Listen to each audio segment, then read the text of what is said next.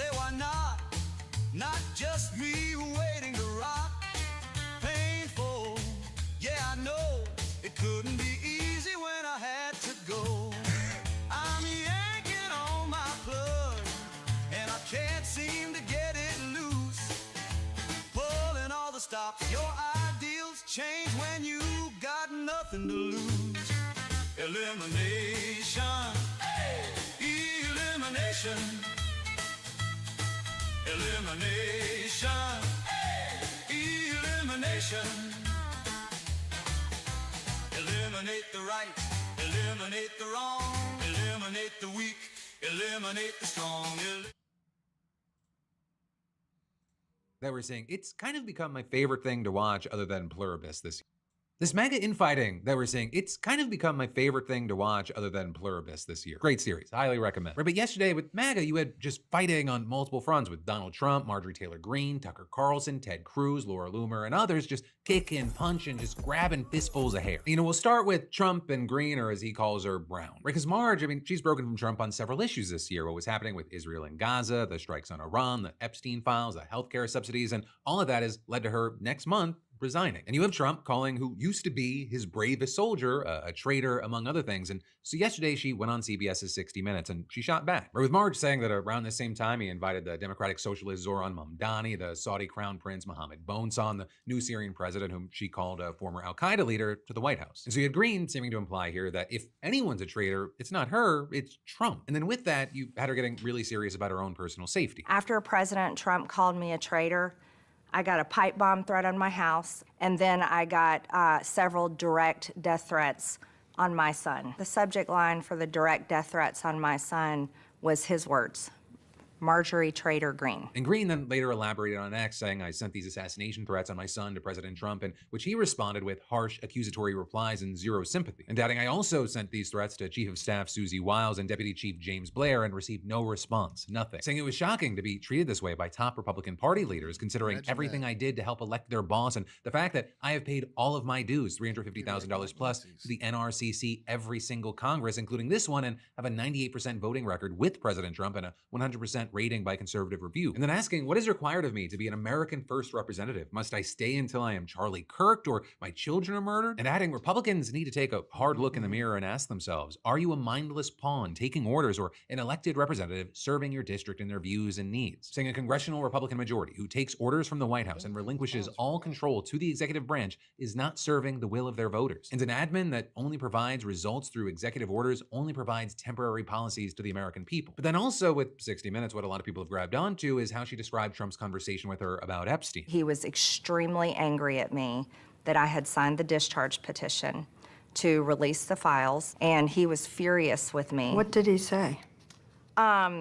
He said that it was going to hurt people. I don't know what that means. I don't know who they are. Or with Greene then claiming that he passed a crypto bill to benefit his donors, attacked Iran to serve Israel's interests, and kept the COVID vaccines on the market to help Big Pharma. Right, and then finally she said that behind closed doors, Republican lawmakers talk much differently about Trump than they do in the public, and what they say, it would shock people. I watched many of my colleagues go from making fun of him, making fun of how he talks, making fun of me constantly for supporting him, to when he won the primary in 2024, they all started, excuse my language, Leslie, kissing his ass and decided to put on a MAGA hat for the first time. And so, you know, all of that, it goes out yesterday, and there were a lot of reactions, but some of the wildest ones maybe came from Donald Trump himself. He's saying on Truth Social, the only reason Marjorie Traitor Brown, Greene turns brown under stress, went bad is that she was jilted by the President of the United States. Certainly not the first time she has been jilted. Too much work, not enough time, and her ideas are now really bad. She sort of reminds me of a rotten apple. Marjorie is not America First or MAGA because nobody could have changed her views so fast, and her new views are those of a very dumb person. That was proven last night when washed-up, Trump-hating 60 Minutes correspondent Leslie Stahl, who still owes me an apology from when she attacked me on the show, a serious conviction that Hunter Biden's laptop from hell was produced by Russia, not Hunter himself, totally proven wrong, interviewed a very poorly prepared traitor who, in her confusion, made many really stupid statements. But then adding, my real problem with the show, however, wasn't the low IQ traitor, it was that the new ownership of 60 Minutes, Paramount, would allow a show like this to air. They are no better than the old ownership who just paid me millions of dollars for fake reporting about your favorite president, me, and saying since they bought it, 60 Minutes has actually gotten worse worse. Oh well, far worse things can happen. P.S. I hereby demand a complete and total apology, though far too late to be meaningful, from Leslie Stahl in 60 Minutes for her incorrect and libelous statements about Hunter's laptop. I have no idea how anyone could think that man does not have all his faculties intact. Right, that's the main takeaway we all get there. But like I said, this is a war on multiple fronts. And another one, it opened up with a different interview. And that one was between Tucker Carlson and the Prime Minister of Qatar. And that was a controversial one because, for context, Qatar has long been accused of a laundry list of human rights abuses. Right? Things like women being subjected to male guardianship laws, people being imprisoned for extramarital sex and gay sex, freedom of expression being non-existent, and modern day slavery. Because according to Human Rights Watch, migrant workers make up almost the entire population, and because of the way that the sponsorship works, their employers have disproportionate control over them. And so you saw things like before very recent reforms, they needed permission to even leave the country. They still need permission to change jobs. They often work in brutal conditions for low pay, and sometimes they even die. But when Tucker Carlson visited the capital city, Doha, yesterday, he had nothing but kind words for the PM. This country's being denounced as a terror state, terror financing. One of the reasons I openly admire you despite much criticism and was grateful to interview you today is because your country acts as a kind of neutral zone around the world. And he then ended up going on to paint Qatar as an innocent victim of Israeli aggression who's just trying to get aid to the Palestinians and only hosted Hamas leaders because Israel and the US asked for it. And notably, for the whole 20 minutes, he never asked a single, even remotely critical or challenging question to the Prime Minister. Instead, he treated him as a kind of subject matter expert on the region's politics, almost like he was interviewing a political science professor and not, a very controversial head of state. But then, at the end, Tucker revealed something about himself that caught the most attention online. Personally, not to make it about me, but I have been criticized as being a tool of Qatar. And I just want to say what you already know, which is I've never taken anything from your country and don't plan to.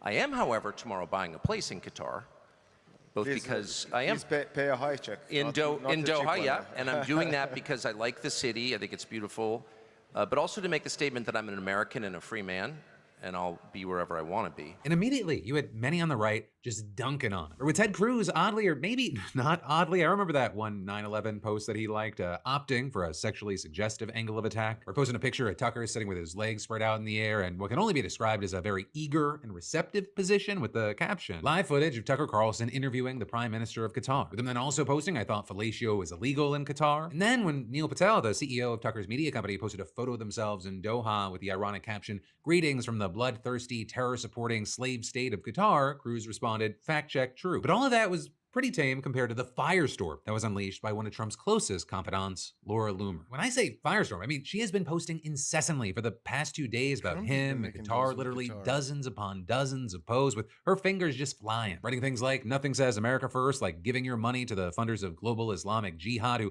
have made being a Christian or Jew illegal in Qatar, as well as video of Tucker Carlson at the Doha Forum tonight is now emerging in which he looks incredibly flustered and flushed in the face, saying I can't tell if his face is flushed because he's angry or because he's having a capillary response to alcohol as a self-admitted alcoholic. Rehab has helped millions of people. If you have relapsed, Tucker, just know that there's help. And again, there's a lot that she has said, but with that, you had some shooting back at her, like Roger Stone writing, due to the ability to quite legally obtain all of Laura Loomer's bank and financial records offshore, very soon you'll know exactly who's paying her and why. And adding Tucker Carlson will always be Laura Loomer's intellectual superior, and no amount of her annoying whining will ever change that. And then adding, Laura Loomer and Tucker Carlson are both longtime friends of mine, but Laura needs psychiatric help for her obsession regarding Tucker. Frankly, if I were him, I'd sue the fuck out of her because there is not a lawyer in the United States willing to defend her. See a shrink, Laura, you ain't right in the head. With then Loomer firing back, Roger, if I'm your friend, why do you continue to lie about me to run cover for Tucker? Tucker is allowing Qatari influence in our politics. I'm going to keep exposing his lies. He's whitewashing Islam and everything I said about him is true. But they're then going on to say he can sue me for telling the truth and then I will get to see who pays him and Neil Patel and Tucker Carlson network. I can't wait to see his text messages with Trump haters. That is also not where it ends because Loomer called out another interview that Tucker just did with the once notorious but now obscure conservative pundit, Milo Yiannopoulos. With a nearly 2-hour exchange titled, Why Are You Gay? Milo Yiannopoulos explains. Well, I've always wanted to say, in a Ugandan accent, are you gay? Why are you gay? So let me ask, are you gay? Were you gay? Like, what is gay? Nobody's gay. Nobody's gay. And you really only need to glance at the time codes to see how nuts it was. What they include, is there a demonic aspect to addiction? Is Dave Rubin really conservative? Is Pete Buttigieg really gay? Is lesbianism real? And why you aren't allowed to leave the gay mafia. But at least, I guess for this video, that ends up being besides the point, because what Loomer found so objectionable wasn't that, it was, I'll just read her post. Or with Loomer writing, Milo Yiannopoulos is allegedly an illegal alien who is living in California with Dov Charney when he's not living inside the Rome, Georgia residence of Marjorie Taylor Greene doing her dirty work. Milo had what many believe to be a sham marriage with a black man named John to get a visa, and now Milo is allegedly a visa overstay who is violating State Department policy by pushing out Holocaust denial and interfering in our elections by attacking Donald Trump and spreading malicious lies about Charlie Kirk, his wife, and Benny Johnson. With that, adding Milo is a notorious drug addict, and I personally believe he is lying about having cancer. He was fired for pro-pedophile comments, and he is allegedly a criminal illegal alien. I am calling on ICE, DHS, Kristi Noem, and Tom Homan to deport Milo Yiannopoulos back to the UK.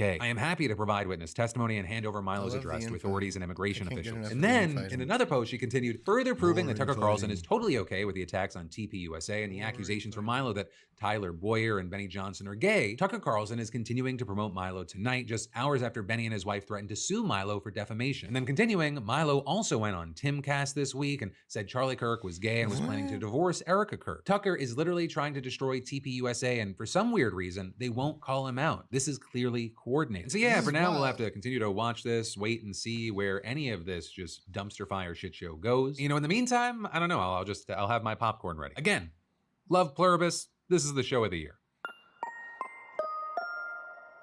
We'll get right back into the news in just a minute, but first let me say, life already charges enough taxes. So why do banks insist on adding a you tried your best but failed fee on top? Well, that is Netflix, Warner Brothers situation is crazy. It's got a lot of people going, it doesn't feel like there is a best path forward, but maybe a less concerning path forward. Because Paramount has just now launched a hostile takeover bid for Warner Brothers. And they're arguing that this is in the best interest of the creative community, the consumers, and the movie theater industry for Paramount to buy the studio instead of Netflix. Right? Because last Friday, we learned that Netflix won a major bidding war to buy Warner Brothers in a deal valued at $83 billion.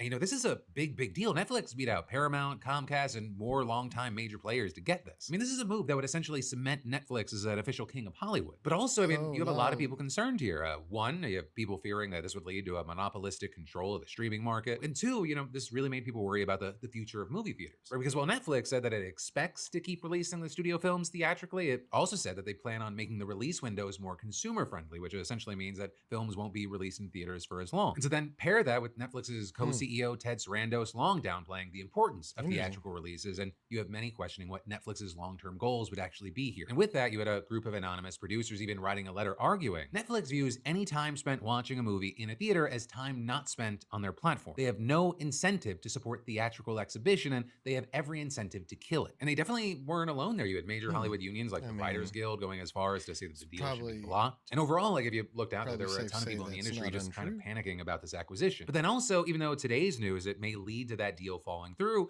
it's created even more panic, right? Because you've got Paramount putting itself back into the conversation and appealing directly to WB's shareholders in a hostile takeover bid. And specifically, they're throwing an all-cash offer of $30 per share, or a total value of $108 billion. Right? With Paramount claiming that this provides shareholders with $18 billion more in cash than Netflix's offer does. But also, this would include all of Warner Bros. Discovery, meaning that it's for the film studio, streaming services, and cable channels. And that's a notable difference because under the Netflix deal, cable channels were not included and they would have to be spun off. Though the way you had Paramount Skydance's CEO David Ellison explaining it is that the plan provides superior value and a more certain and quicker path to completion, saying we are taking our offer directly to shareholders to give them the opportunity to act in their own best interests and maximize the value of their shares. And with all that, claiming that this merger would create a stronger Hollywood for both consumers and creatives who would, quote, benefit from the enhanced competition, higher content spend and theatrical release output, and a greater number of movies in theaters as a result of our proposed transaction. And while you might think that those claim commitments to Hollywood and movie theaters would put the industry at ease, that's really not the case. Because again, there were still major monopoly concerns, but also Paramount CEO is the son of Larry Ellison, the Oracle billionaire and Trump ally. Also, some of the deal's funding is supported by the Ellison family, so that means that Larry could have his hands on this. David Ellison also led the charge to get a Paramount and Skydance merger through earlier this year, and there were concerns that there were a bunch of secret side deals with the Trump administration to get that deal through. Right? And then also there are more concerns about how Paramount is financing this, right? Because their offer actually includes billions from wealth funds in Saudi Arabia, Qatar, and Abu Dhabi, as well as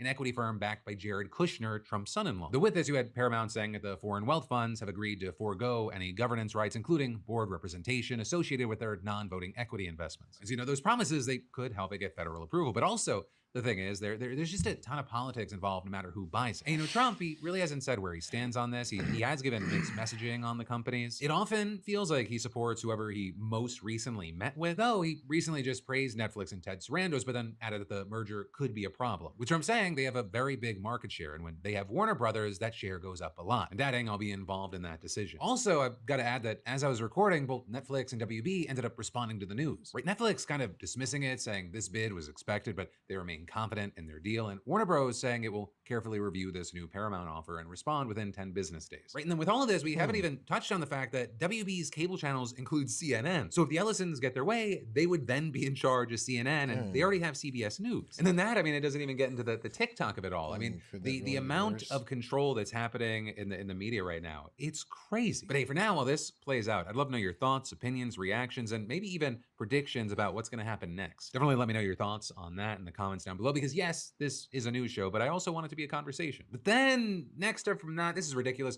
President Trump is announcing a $12 billion bailout for farmers who have been hurt by Trump's own tariffs. Because nothing screams, the tariffs are working, like needing a massive bailout because you fucked farmers over so much. And while the plans are set to be announced at a roundtable later today, at least as of recording, it's been widely reported that up to $11 billion will go to one-time payments under the Agriculture Department's new Farmer Bridge Assistance Program, which was created to support American crop farmers. And as far as the remaining $1 billion, that'll go towards aid for commodities not covered by the program. And while it would seem pretty obvious to anyone with eyes, ears, and a brain that the Trump tariffs are responsible here, you still had a White House spokesperson trying to put the blame on Biden, saying today's announcement reflects the president's commitment to helping our farmers, who will have the support they need to bridge the gap between Biden's failures and the president's successful policies taking effect. Rather than also praising Trump's tariffs, claiming that Trump, quote, is helping our agriculture industry by negotiating new trade deals to open new export markets for our farmers and boosting the farm safety net for the first time in a decade. But, very big thing, experts widely agreed that farmers have been dramatically hurt by Trump's tariffs on a number